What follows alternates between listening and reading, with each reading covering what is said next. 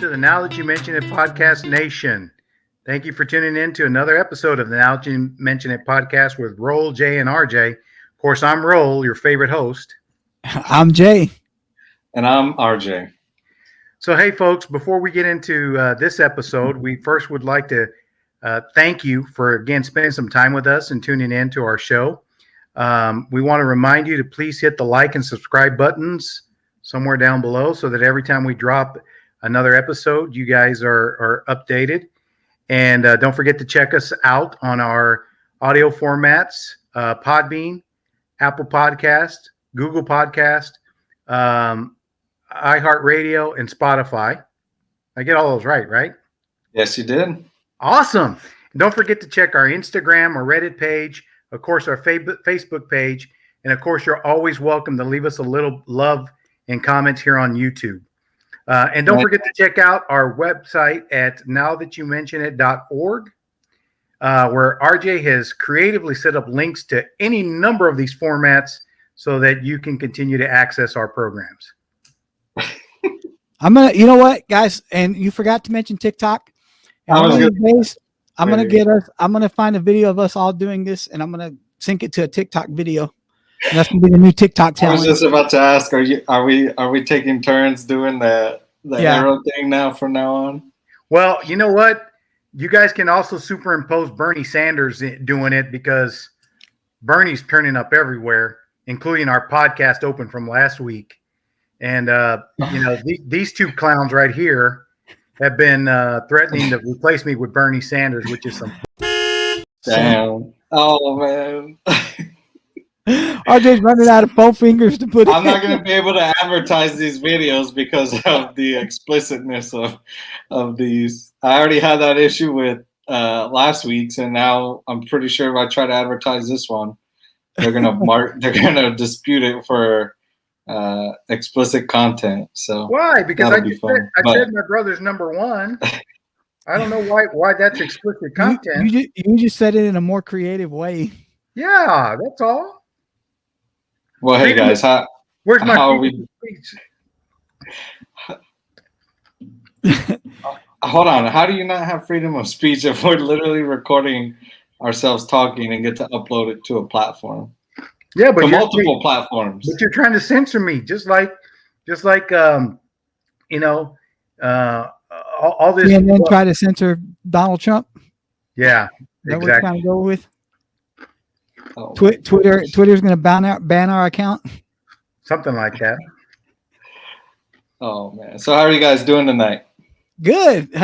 Everything's good, man. It's just today's been kind of a hectic day. I mean, I took a day off for my real job, and it seemed like I was more busy here, out running around doing stuff than I was when I actually work. I was kind of all over town today. It's crazy. I say this in a little bit of jest, and I say this with a little bit of seriousness. I kind of missed the shutdown. Because it's funny you say that, man. Because, as an essential employee, oh my God, during the shutdown, when all you bozos were staying home and playing your PS4s and messing around on your TikToks and your Instagrams, I was driving to and from work every day. It was great because there was no traffic. There was nobody on the road. But now that we've, in the day and age of the COVID vaccine, and everybody's getting back to normal life, and all the yahoos that were staying home are now back on the road, and life has just become miserable again. Complain much? Yeah, you know me. Well, luckily, I don't have to deal with that traffic part as much because I moved, back south. 5 minutes from your house? South of 30. Yeah.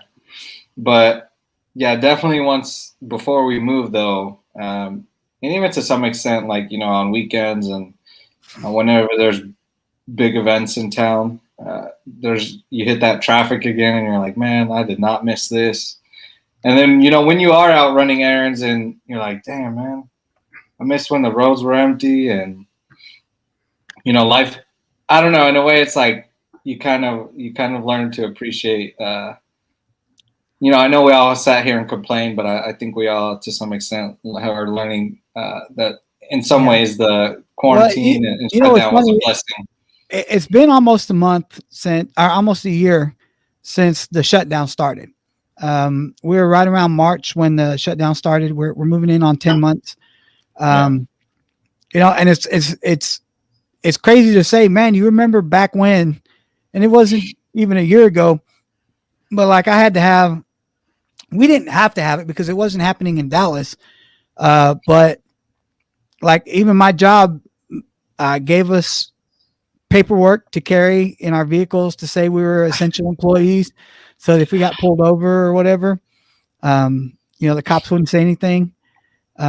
Or even when we had when we stayed open during the shutdown, we had signs posted, we're an essential business and blah, blah, blah, blah. And, cause we're a financial institution, people need access to money. So, I know there were instances where, county officials were coming into some of our offices going, hey, why are y'all open? Y'all should be home, locked down, and blah, blah, blah, blah. And and it's hard to say, it's crazy. I don't say hard. It's crazy to say that that was just a year ago, but I'm like, man, you remember when? And it's just like, it seems like this whole year has kind of slowly blown by, if that makes any sense. Mm-hmm. Yeah. Well, not to make this another, what's the word? Episode of looking back, but yesterday was the year anniversary of Kobe's death. I know. That's crazy. Great. Yeah, definitely crazy. But, well, what about, wouldn't it be nice to have some Kobe money? Well, so, when you had asked about how we were, I haven't really responded yet because, as you may notice, I'm not broadcasting from my usual location, and to some degree that's by design because I may or may not have won the lottery, and I really don't know. I don't want you two bozos knowing where I'm at, so that if I need to quietly disappear shortly after this episode, you guys won't be able to find me. Well, I can say with some surety, that I know you didn't win the $1 billion jackpot because unless you were just floating around in Michigan in sometime in the last 2 weeks that we don't know about. I don't know. That's where the winning ticket was sold, was in Michigan somewhere. Yeah, but don't forget there were two jackpots. There was Powerball and Mega Millions. Both of them were, I think the Powerball was 600 million. No, it was in the 700. It was over 700 million, and of course, Mega Millions was in the 1 billion mark, somewhere around there. Yeah, it's crazy to think that a lotto jackpot could get that high. You figure. Well, I say that because you figure somebody somewhere in the course. Because look, the Mega Million jackpot starts at $20 million. Mm-hmm. Well, so does the Powerball. Yeah, but think about how many times you have to go without winning in a row for it to jump up to $1 billion. Billion. I mean, well, it starts to snowball though. Once it gets past, once it starts getting in the $400 to $500 million mark, it starts to snowball because at that point now all of a sudden more people are thinking, well, shoot, I got a chance to go, with $3, I got a chance to become wealthy beyond my wildest dreams. Not that winning $20 million doesn't get you there. Yeah. But certainly you start thinking, once I get to 400 million, man, that's really that's like, not only is it life-changing money, that's like, hey, I completely can get away from my entire family kind of money. And it's funny you say that because, I joked with you guys before the show today that I said, I wanted to talk about the $1 billion lotto. And one of you said, why did you win? And I said, no, because if I'd have won it, it would just be the now that you mentioned podcast with Roland RJ, because I'm out, brother. And I'm telling you, with $1 billion in my pocket, you jokers will never find me, ever. I would go so far off the grid that, you guys will get a check, from undisclosed location in a unmarked envelope saying, here you go, man, have a nice life. So that means we would start getting the podcast money now, since you continually hoard it now the way it is currently structured. If I win the $1 billion, you can have all the podcast money. Man, that's some bullshit. All $3 a week of it. Wow. Damn. Man, if I won, I don't know. I think I would.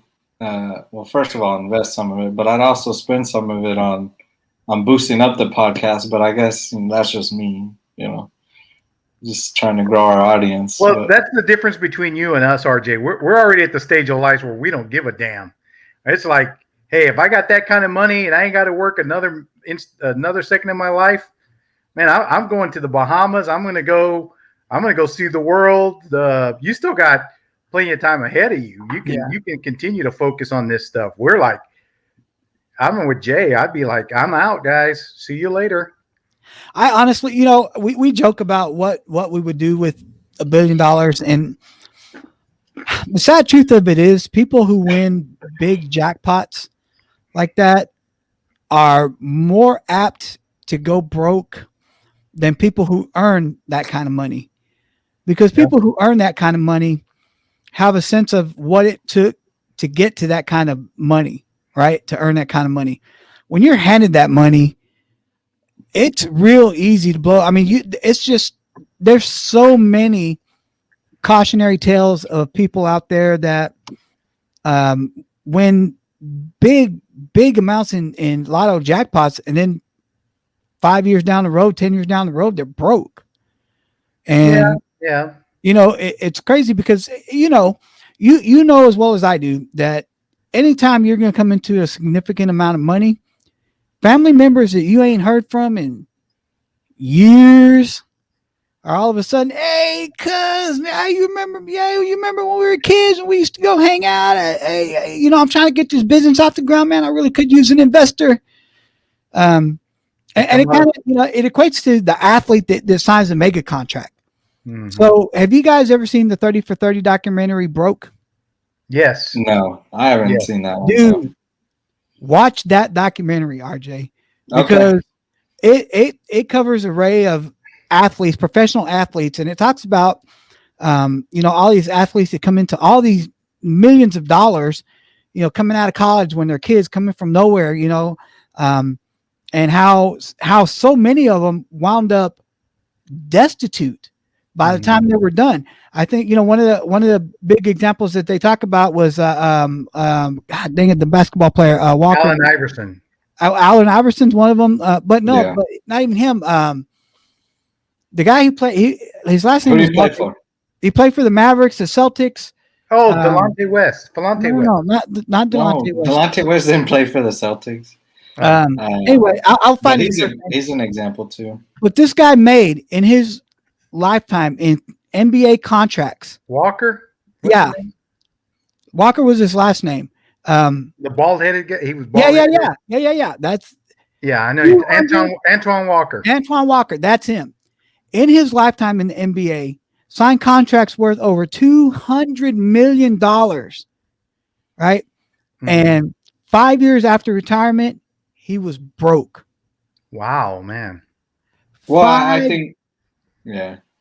I was just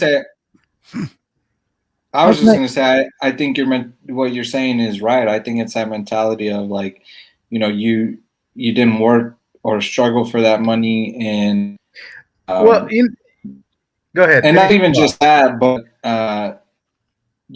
like you said, those people come out of the world. It's not even just family. I mean, yes, family does, but friends too. Yeah. Well, one of the major points that they talk about, and I think it was a football player that said it on that documentary. He goes, everybody in the neighborhood knew when I got paid, and when I came out of the stadium, they were all in the parking lot waiting for me with their hands out.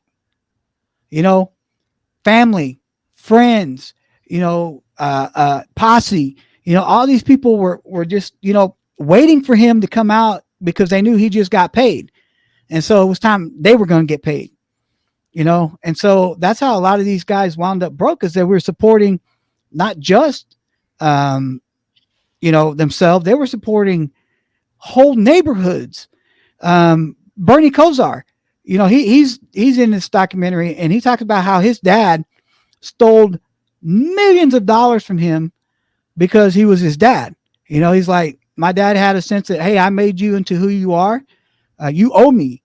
And, these guys talk about, there's a story out there, Shaquille O'Neal. I was just about to bring that up. Yeah. Where he signed, he got $1 million bonus from Nike or whoever his shoe contract was. It was a signing bonus. Yeah. He spent $1 million in under 30 minutes, because he went and bought himself, big old Mercedes. And so he got home and his dad's like, his hey, dad wanted one. Where's mine? I mean, his mom wanted all right, one. we hook you up. So they go back to the Mercedes dealership and they buy his dad the exact same car. Well, then they get home and his mom's jealous and going, hey, where's mine? And so now they go back to the Mercedes dealership and buy a third Mercedes, and this guy blew, so much money so quickly. And it was his financial planner that finally told him, hey, Shaq, look, I know you're going to be a big deal. You're going to make a lot. And this was like very, very early on in his career. He was a rookie. Oh, it was his rookie contract. But yeah, if you don't learn to control your spending, you're going to end up like a lot of these other guys. You're going to end up broke because you're blowing all this money. The famous story of Mike Tyson out there who just went and bought a brand new Lambo or something like that. Joe passed a Ferrari dealership, liked the Ferrari he saw in there, left the Lambo there and took the Ferrari. That you're talking about spending $300,000 or $400,000 on two cars in a matter of an hour. And when you win that kind of money in the lotto, you don't, because there's some states. I think Texas is one of the states where you can choose to not to disclose. Well, yeah, not to disclose who that you won the lotto. But there are some states where that's not an option. Yeah, where you have to disclose who you are, and once people find out you got money, those people start coming out of the woodwork, man. Just like they know you got paid, so somebody and you hear all these stories about athletes now. I mean, now because the professional leagues, especially the NBA, Major League Baseball, NFL. I'm not so sure about the NHL, but at least I know that those three leagues have initiated rookie orientations where they have financial planners and come in to talk to these guys as soon as they sign their contracts, and they get them all in a room and say, hey, look, you now have millions of dollars. You need to figure out what to do with this, who to trust, who not to trust. You're going to have people that are coming to you going, hey, RJ, man, I know you just want this money. I got this business I'm trying to get off the ground. All I really need is an investment, $100,000, man. I know you got millions of dollars. Can you hook me up? And you feel guilty because I'm your uncle, and you're like, all right, no problem. I'll, take care of you. But you do that enough times, and before you know it, that $1 million is not $1 million anymore. Because after taxes, and especially when you're an athlete, agent fees, lawyer fees, financial planner fees and all those, because when you come into that kind of money, the sensible thing is to A, go get a lawyer, and B, get yourself a financial planner, because I mean, you got to have some kind of advice on what to do with that money. You can't just. Yeah, but I mean, well, a couple of things, just to talk about the Shaq story a little bit more, was that he actually said, I think he started the season owing the bank money because he forgot to take into account the taxes. Yeah. So, he didn't realize that he didn't really have $1 million or however much it was, but then I think on top of that, it's just like, you can go get a financial advisor, but like not every financial advisor can be, successful, because there might be one who makes a bad investment and then you're in the hole. You know what I mean? So, I know we're talking about these people that have that all of a sudden find themselves in a situation where they have life-changing money, where they have, the potential to have generational wealth creation, right? But the truth of the matter is, it it is astounding how many people, just everyday people, don't know how to handle money, period. Yeah. Bro, you're in a business where, depending on who you talk to, some people say, well, you're in predatory lending, and to some things to that effect. But the truth of the matter is there is a significant amount of our society, our population, that is fiscally illiterate. No, yeah, no, you're Like, 100% right, man. we don't do anything to prepare ourselves on learning how to manage money, on learning how to commit to saving. You have all these programs that people want to sell you, and that's the thing. If you want to learn how to save money, if you want to learn how to invest, they sell you their program. That's how you learn. But that's how you learn. But the truth of the matter is, we fail in our education system to prepare people even to have just day-to-day money. We're not even talking about the life-changing money. So it's no surprise that so many athletes or even professional people that find themselves all of a sudden flush with cash have a hard time adjusting and making smart decisions, because they never learned how to handle money from day one. Yeah, and you know what? I'm a testament to that, because I can't tell you how much money in my life I've blown. Mm-hmm. I mean, bro, there was a time when I was working. I know. Yeah, no, but there was a time I was working 2 or 3 jobs. I was always flush with cash, man. I always had money in my pocket, to the point where I would give my sisters, hey, here's $100. Here's $100, and as I look back on it now at my age, and I go, man, what the hell happened to all that money I made? I spent it just as fast as I made it. Of course. And faster. Not to spill too much of your private life with our viewers, but I mean, there was a time when you were living with me. Yeah. And you were single at the time. You were working a couple of jobs. You were making way more money than I was making. Mm-hmm. And I was like, wait a minute. How is he making all this money and he's behind on his truck payment? Yeah. And he's behind on his, his insurance payment. He's behind on these other bills when he's by himself. He's single and he's making all this money. And it was because, again, financial literacy. Right. And your mindset was, well, there's always more cash coming. So it's okay if I spend this cash, because there's more cash coming tomorrow, and there's more cash coming the day after that. And so you never really plan for what happens when the gravy train stops. Yep. Right.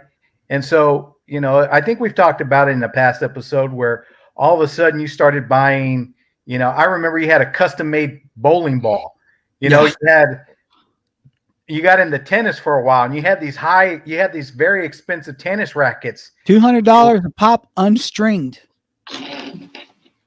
And all, and buying dinner for everybody. I remember we'd go out and you'd say, oh, I got it. I pick up the tab. And, after a while, it gets to where, you become accustomed to spending that way, because you're not really thinking about, well, wait a minute, I better, while this spigot is open and pouring out all this water, I need to go get me a few buckets and start saving up some of this water in case the spigot goes dry. Yeah. It was later on in life. I was well into my 30s before I figured it out.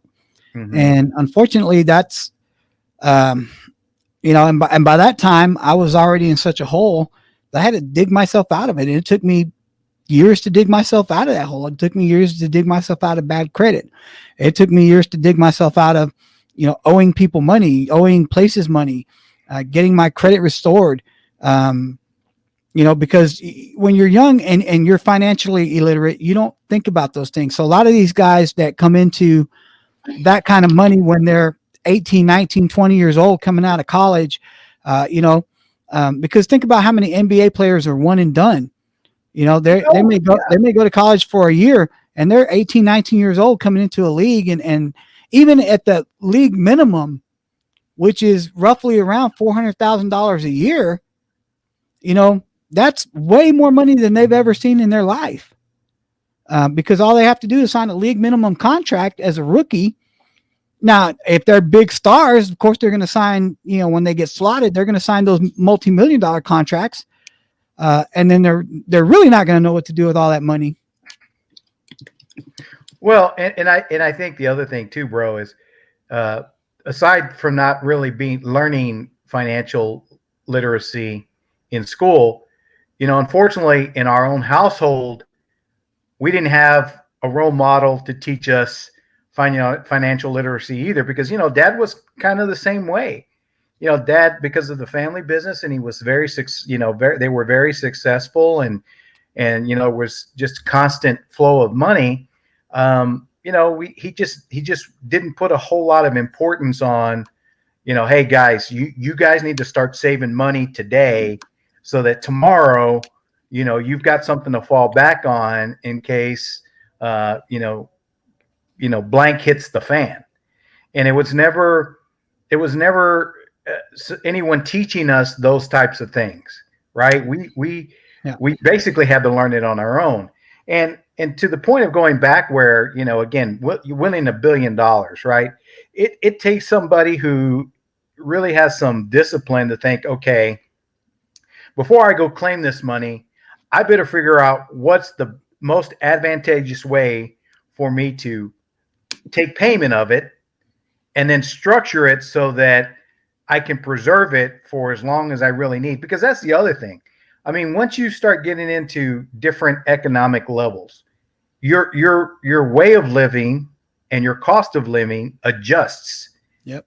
Because think about it, bro. When we were, pinching pennies and every money was tight, the kind of cars we were driving then versus what you can afford now, right? And we've talked about it even on here on our show before, that you're at the point where you were house hunting. Yeah. Right. And so you're at the point where, you're happy where you're at, but I think it's also an evolution, right? And you think, well, hey, it's time for me to go find that next place. And of course you want that next place to be nothing less than as nice as where you are now, but you want it to be a little bit nicer. You want to have a few more amenities. You want to have a few more bells and whistles, if you will, on your new home. And that's a progression that you adjust to. So all of a sudden, when you were making X and you're covering your expenses and you're living your lifestyle fairly well, when you step up into that next category, well, it's now more expensive. I mean, you buy a better car, go up, right? And as well as when you buy and you step up in your housing, your mortgage payments are going to go up, your taxes are going to go up. And so again, if you don't necessarily adjust for all those new standards of living and the cost of them, it's real easy to see how people get underwater. Yeah. Well, one of the most important things that I learned to do was budget. And now I budget religiously. Every 2 weeks, I take a look at my budget. I sit down at the beginning of the month and I write a budget for the month. I know what bills need to be paid, when they need to be paid, how much money I'm going to be spending, what can become discretionary, what has to be put away for savings, for retirement and all that other good stuff. And, now it's a lot easier for me. But, a lot of these people who, look, the people who are buying lotto tickets are the people who can ill afford to buy lotto tickets. You know what I mean? Sure. Yeah. Now, when the jackpot gets that big, of course, you're going to have people that from all walks of life buying lotto tickets. Hell yeah. I mean, I bought some. Why wouldn't you? Well, no, of course, it's $1 billion. Yeah, I mean, think about it. If you drop $20 and even if you got to split it with 2 or 3 other people, what other kind of investment can give you that kind of return on your money? I mean, you just at that point, $20. If you lose $20, it ain't the end of the world, But if you win, you're living a whole new lifestyle. Yeah. But the people, when the jackpots are not $100, $900 million, $800 million, when you're down in the $20 or $30 million range, the people who are buying lotto tickets at that point are the people who can ill afford to buy lotto tickets. Mm-hmm. So if they were to win the lotto, they're going to be in a bad situation because, man, think about it. Maybe not. No, hold on. Think about it. If you're making $30,000 a year, mm-hmm. right, and all of a sudden you're holding a ticket in your hand worth $20 million, mm-hmm. what's the first thing you're going to do? Man, let me sign the back of this ticket real quick. Mm-hmm. Nobody can take my money. Mm-hmm. Now it's legally mine without thinking about the ramifications because nobody ever taught them what the ramifications were. Right. Nobody taught them think, hey, maybe you need to go create yourself a trust first and let the trust claim that money. Mm-hmm. So you don't have to pay as much taxes on it as you do if you were just, because guess what? Once you sign the back of that ticket, Uncle Sam got you. Uncle Sam got you because they're going to get their 35%, baby, right off the top.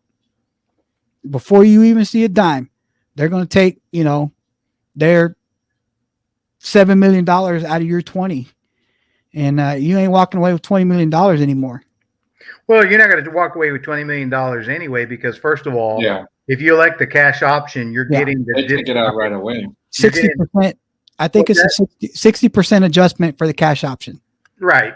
So that would be what, 12 million? Yeah. Before taxes. And then Uncle Sam's going to take. Yeah, and you're going to pay those taxes, right? Yeah.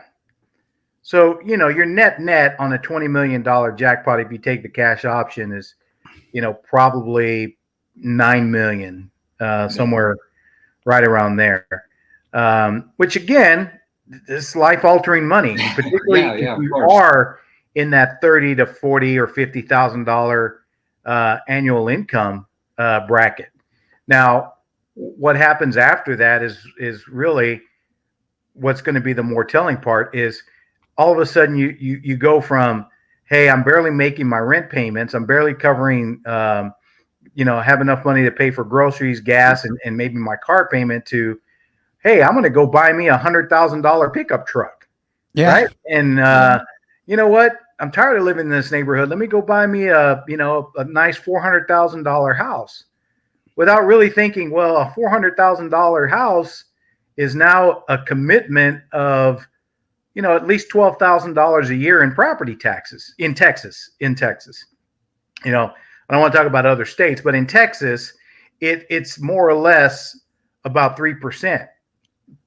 Slightly less depending on, but as a rule of thumb, we just kind of use 3%. So if your house cost is, if your house value is $400,000, then your annual cost in taxes is $12,000. So if you don't think about that, $12,000 a year, you better at least be earning enough interest on your money that you're able to cover that cost, right? And then of course the same thing. You go buy a $400,000 house. Well, guess what? You got to have furniture.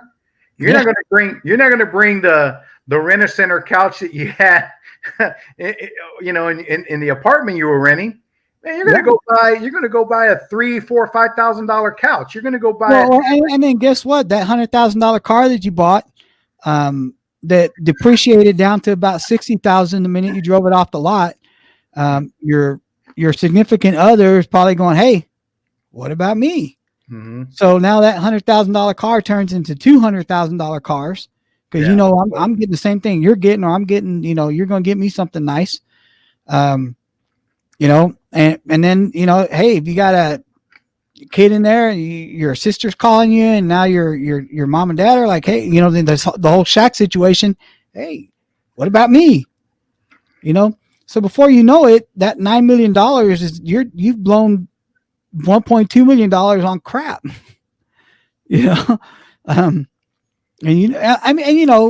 Again, there's some people who don't know how to handle it. There's a documentary about people who won the lotto, and there's this one guy that he got so arrogant that he got to carrying around $150,000 in cash in a briefcase with him at all times. Why? Yeah. What that right there, and it's because of that whole feeling of power that you've never had before. And that's what it is. It's a feeling of power. I now have power in the form of money. because in our standard way of living in the United States, unfortunately, money equals power. Mm-hmm. Well, I say United States, that's everywhere in the world. Money equals power. So now you have this power in your hand you've never had before, and you want to flaunt a little bit of it. And then you have the stories of the people who get knocked off by somebody they love to get to that money. Yeah. Because now you got to wonder, are you going to become a marked human being? That's why I said, if I ever win, dude, I'm dropping off the face of the map. Y'all never see me. And it's not even your family, right? Like, it might not even be your family. I mean, sure. It could be friends or even just strangers, because like you said, if you live in one of those states where you don't have the option of not disclosing, people can go look you up if they wanted to, and that's fine. I'm moving. You might be the next victim of a kidnapping of a serial killer. Oh my God. Yeah. It could happen. No, it could, and lightning could also strike you. That could happen. Or you could win the lotto. That could happen. Well, it's funny. You Maybe I did. It's funny that you mentioned serial killers, because, I have noticed here in the past 5 years or so that people have really started to romanticize. Oh, definitely. The serial killer. I can't tell you how many people I know that are into the serial killer documentaries that come on Netflix, that come on. There's some really good ones out there, man. Yeah. The one, the Ted Bundy documentary that came out. Yeah. The Mindhunter show. Did you guys see Mindhunters when they were talking about Ted Kaczynski? Well, first of all, let me go on record as saying I'm not one of those people. No. So, on this topic, I'll probably be more listening and learning. You're more Disney Plus than. Nah, I'm more sports, and I have varying tastes, but those types of documentaries, while I'm sure they're very interesting, and it's cool to kind of understand some of the psyche, at the end of the day, it's just not. I don't get a real big thrill out of it, other than it was entertaining. So I don't go out of my way to find that stuff. Yeah, I get that. I think one of the reasons, the reason I brought this up as something we should talk about tonight is, they just recently released the Night Stalker documentary, which was about Richard Ramirez in the 80s. And then they also, but before they released that documentary, I don't know if I know probably you don't, Dad, but maybe you do, Uncle Jay, is the American Horror Story series. Yeah. They did a 1984 season, and, it very heavily included Richard Ramirez. And not just that, but there's this lady that I keep seeing get shared on Facebook who does makeup and tells horror stories. And so I was just talking to my fiance about how, you always hear the story about it just seems like whenever there's a serial killer, you always hear about them, not so much about the victim. And it's like we become so enamored or so curious as to, well, how did this person become like this, And I just had that thought, like, well, it wasn't me. Credit to my fiance. She said, I wonder how the people whose families, that had to go through this, when they see, just open Facebook and, then someone on their timeline might share this lady who does makeup in horror stories, and, they have to kind of relive that traumatic event. And it just kind of got the wheels in my head turning. Yeah. It's crazy because when you think about this is, I've seen this trend in the last 5 years, but it's not really new when you think about the fact that the famous killer from England, Jack the Ripper. Yeah, Jack the Ripper. I mean, that's one that goes back 100 years. The Boston Strangler. you talk about the Son of Sam case in the 70s in New York. You talk about the Zodiac killer over on the West Coast. You talk about, Kaczynski, the Unabomber. These are not new cases. This is stuff that's been out there for years, but it's always been glorified. The Manson murders. So there's always been a fascination with serial killers. I think just like with anything else, the advent of social media and the fact that now we have all this information at the tip of our fingers that we didn't have 20 years ago, 30 years ago, it becomes more prevalent that once you hear about one little thing, then all of a sudden it because now you hear about Richard Ramirez, if you don't know anything about the case, what's your first instinct, RJ? Oh, let me go. Yeah. Run over to Wikipedia, let me go check it out. Yeah. What's going on behind this? You forgot about Hannibal Lecter. Yeah, Hannibal Lecter. Hey, well, he's based on a real character. He's based on a real person. Yeah, I know. So, even though Hannibal Lecter himself may be a made-up person, there's still somebody out there in this world that he was based on. And, so that fascination with serial killers has always been out there. I think now the more thing has been the romanticizing of serial killers. I think that's where we've kind of gone off the deep end with it, because when you look at, like, I take the Ted Bundy documentary because Ted Bundy was a handsome guy. And, some of there's females that were writing to him in prison wanting to marry him. Yeah. What kind of mindset? I mean, you talk about the mindset of a serial killer, RJ. What's the mindset of these people who fall in love with them? I'm right there with you. I agree. What kind of crack job do you have to be to think that that's your path in life? Well, I want to know what kind of crack job you are to fall in love with the Tiger King. I mean, I can't answer that one either. Well, I can't either. I can't argue with you because they're out there. I know there are. That guy took a guy who wasn't gay and made him gay. I don't even think $1 billion could get the job done for me. I think I'd much rather live my dignity a normal life. But and so you think about Rowan. Now that you mentioned that, but the romanticizing of people that are on the edge of society these days. I mean, think about what happened once the Tiger King documentary came out. Yeah. All the people that,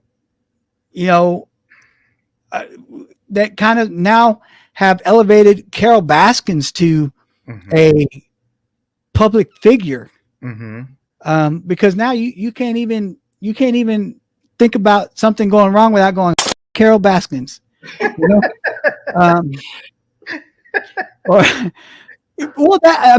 After last year, that's kind of when things were going wrong, you're like, Carol Baskins, God damn it, you did it again. Hey, RJ, when you're editing, don't forget to bleep out all those, because I don't want the FTC on us.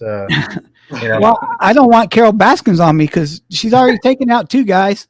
Her ex-husband's buried somewhere, and Joe Exotic rotting away in prison.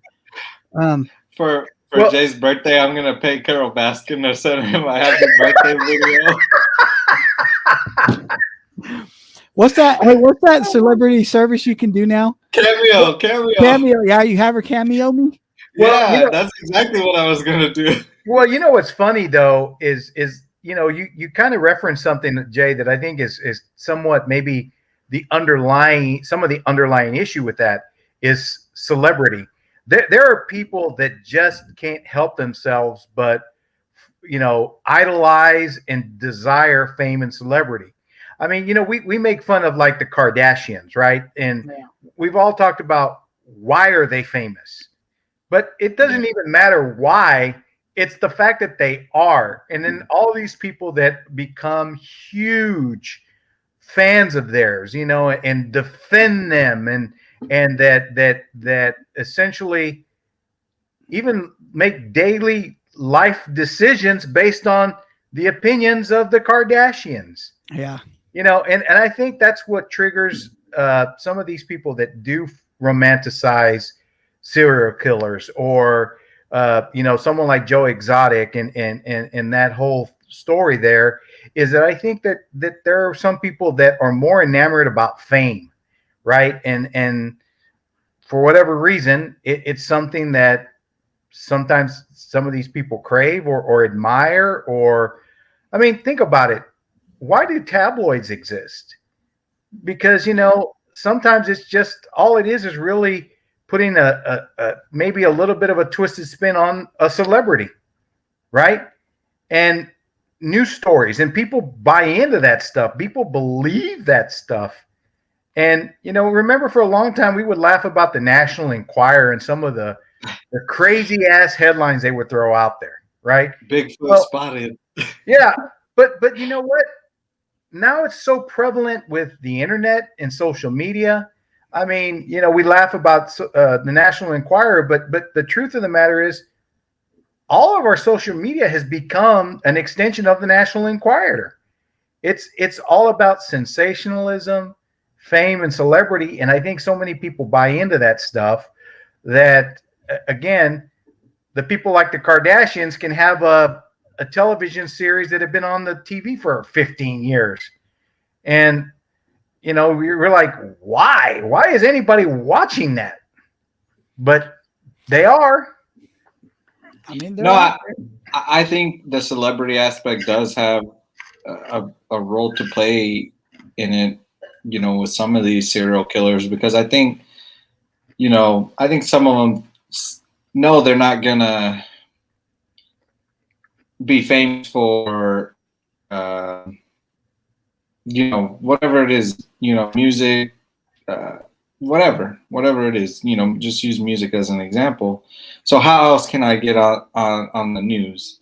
Yes, they may have, conditions that happen. And I'm not saying that, like, for example, Richard Ramirez did suffer some, what do you call, some traumas as a child, that led to that. So, but who knows, he may have been thinking, well, if I kill these people, I'll end up on the news. I'll be famous anyways, one way or the other. Like they say, all publicity is good publicity to some people, Yeah.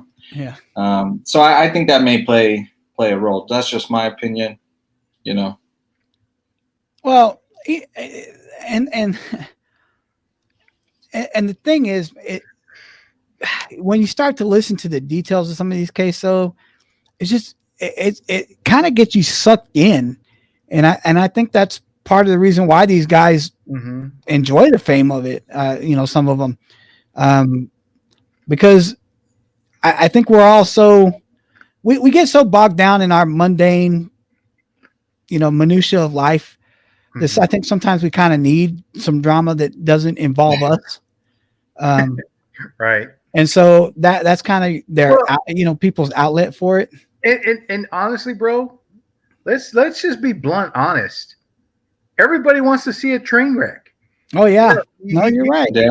You don't necessarily. That's how Donald Trump was our president. you don't necessarily wish for a train wreck, but when it's hard to look away. It's hard to look away. It's funny because I was actually today I was on my way to an appointment, and was driving southbound on 45, and there was I think a pretty significant 3-car accident, and they had the northbound side of 45 shut down. While they had the ambulances and police, I'm sure they were doing an investigation. I'm not sure it was a fatality accident, but traffic on the southbound side was also bumper to bumper. And the only reason rubberneckers. Yep. Hey, but you see how this ties back to once you go past the accident, traffic is flowing. But you see how it ties back to the traffic story I had in the very beginning. You non-essentials out there on the road again. Plan this. I did, but that's a really good example now. And I was actually, I'm glad you brought it up because I was going to say, when you were talking about people wanting to see a train wreck, what's the biggest example of that is people on the road when there's an accident on the opposite side of the highway. Yep. And traffic on the side of the highway that has nothing to do with the accident is slow because everybody's slowing down to see what's going on. Hey man, what happened over there? What's going on over there? Right. And before you know it, there's an accident on your side of the road because some jackass wasn't paying attention. Right. And you're the guy in front of him because he's not looking over here. Exactly. And so, but you're right about that. I and I'm not ashamed to say it. I'm seeing my fair share of train wrecks in my life going, damn, that's so interesting. Hell, Joe Exotic is the big, we're all guilty of it. We all watched the Tiger King. Yes, we did. Yeah. I don't know that you guys have seen it, but I sat through every hour and every minute of Making a Murderer. No, I haven't seen that. I've seen some of it, but you guys, you got to watch that one. That's another good one. But I find myself sometimes getting trapped in those documentaries. RJ, the Ted Bundy one was one of my biggest ones because after I saw the first documentary on Ted Bundy, I went back and watched like 2 or 3 more. Yeah, they made a few of them. The fact that there's 3 documentaries on the same guy that tell the same story, what should let you know how people are romanticizing the serial killer. Because, there should not be 3 documentaries on the same guy for the same thing. But there's multiple documentaries out there on Ted Kaczynski. There's multiple documentaries out there on Timothy McVeigh. One of the ones that I'm watching now on HBO is the documentary about the cult that everybody killed themselves trying to get on the UFO. What's his name? You're not talking about the one where they all drank poison?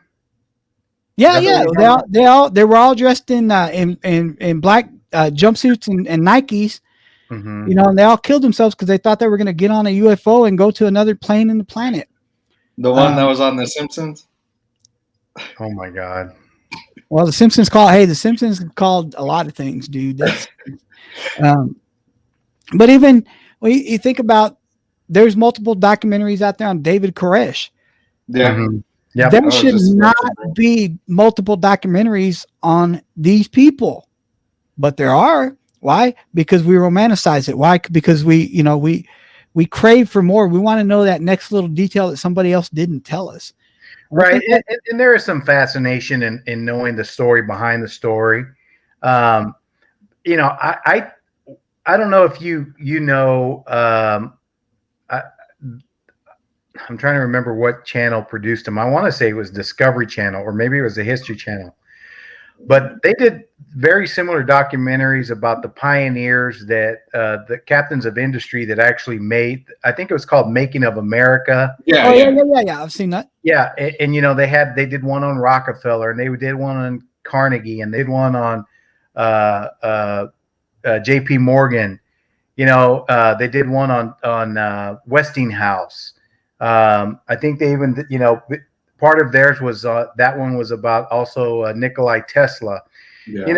So there were I like watching. Yeah, that's right, Henry Ford. And I like watching and Thomas Edison. I like watching those kinds of documentaries because it is fascinating to understand the mindset, the life of these guys who had a positive impact on the formation of the United States and the growth of the United States. But it's still that level of fascination that I think transcends into these serial killers, or you just read that list off, and my sick ass is thinking, man, I got to go back and look at the list of which one of those died on the Titanic. Damn. Well, that's the way some people's twisted minds work, and mine's one of those twisted minds, unfortunately, because you start talking about Rockefeller and John J. Astor and you're like, oh man, didn't that guy die on the Titanic? Oh yeah, he did die on the Titanic. He died with another guy. Oh yeah, all these rich people died on the Titanic. Yeah. So you're talking about captains of industry and how they built America, and I'm thinking which one of these rich assholes died on the Titanic. Every day we stray further from God. Good Lord, I'm gonna have to fall on my knees and beg for forgiveness before I go. Hey, I think you need a holy water bath. You might need an exorcism there, bro. I might need one of those cleanses where they just inject holy water into my blood system just to get rid of some of that. So let me ask you a question. Every time you start walking into a church, does smoke start coming off of your body? Well, there's a reason why I haven't walked into a church in a while. Whoa. I don't want to find out. Whoa, man. It burns. Hey, don't get me wrong. I talk to God every day. I do. That's good. Good. That's important. I talk to God every day on my way to work. That's my quiet time. I shut the radio off. It takes me a good 20 minutes to get to work in the morning, and I'm talking to God. So let me get this straight. You're not listening to the musers in the morning. You're talking to God. Damn. Yeah. Well, yeah. Wow. I think sometimes God is more important than Coco the Gorilla remakes and Fake Tiger and fake Jerry. Today was what's his name? Today was Marge, the Giorgio swimming coach. That's a quick tune out for me anyway. Really? You don't like? Yeah. God. I mean, she was funny in the very beginning, but come on, man. There's only so much Marge I can take. Even now, I'm getting to the point where fake Coco is starting to get on my nerves. You don't miss some fake Dallas Bryant? No, I don't miss fake Dallas Bryant. Do you listen to Carlton Maxwell? Yeah, I do like Carlton Maxwell. Dr. Carlton. And I like the generic youth minister. Yeah, I like the generic youth minister. You know who they really haven't had on in a while is Ribby Pulse. I miss Ribby. Yeah, I think Gordo's tired of doing Ribby Pulse. I think that's the problem. Yeah, Ribby was one of my favorites, though. Chris is one of the best ones. No, the quickest tune out for me though is the Skinlanen Brothers. Dude, I'm so out on the Skinlanen Brothers. I hate the Skinlanen Brothers. Yeah, Nick and Rick have been to 20-something Super Bowls. How dare you? How dare you put down the Skinlanen Brothers? I don't know, but I do love the Touchdown Brothers. I'm all about the Touchdown Brothers. Hey man, Gordo is in my books he's severely underrated. That dude is a genius. But you know what? That poor guy, for as great as his genius is, he's so well suited for radio because he couldn't make it on TV. He tried. Lord knows he tried. I guess that kind of talent just doesn't translate over to, television. I think it's more so he's got a selective audience. You know what I mean? Like his humor isn't for everyone. Oh God, no, it's not. No, and I got to be. I mean, I think he's one of the most talented people out there. I mean, he's so quick on his feet. He comes up with so many things just on the fly, and I mean his fake Jerry is it's to die for. He does. No one does Jerry Jones better than Gordo.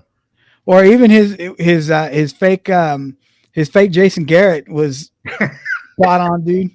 Yeah, his fake Jason Garrett's pretty good too. All three phases.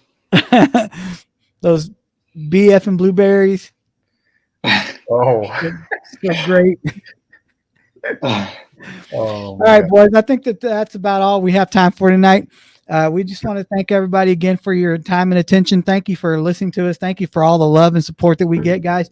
Thank you for, just giving us, even if it's 10 minutes of your time, even if you only watch 10 minutes of the show, 20 minutes of the show, we appreciate every minute that you're out there. We really, really do. Don't forget, you can check out our website, now that you mentioned it.org. Check us out on YouTube. Hit the like and subscribe, ding that little bell so you get notifications when our new content comes out. Don't forget to listen to our audio-only formats on Podbean, Spotify, Apple Podcasts, iHeartRadio, and Google Podcasts. And don't forget to hit up our social media. Go hit us up on Facebook, Instagram, Reddit, Twitter, TikTok. Roland's doing our TikTok dance now. Here's our new TikTok challenge. And again, guys, if you don't want to hit any of those, just go to nowthatyoumentionit.org. And we've got everything kind of classified there, and you can kind of go, dude. I'm so cutting that out, and that's so going on a TikTok. That's awesome. But thanks, guys. Thanks for another evening, and thank you to Jesse P, because we couldn't do it without you. Amen. Good night. Night, Good boys. night.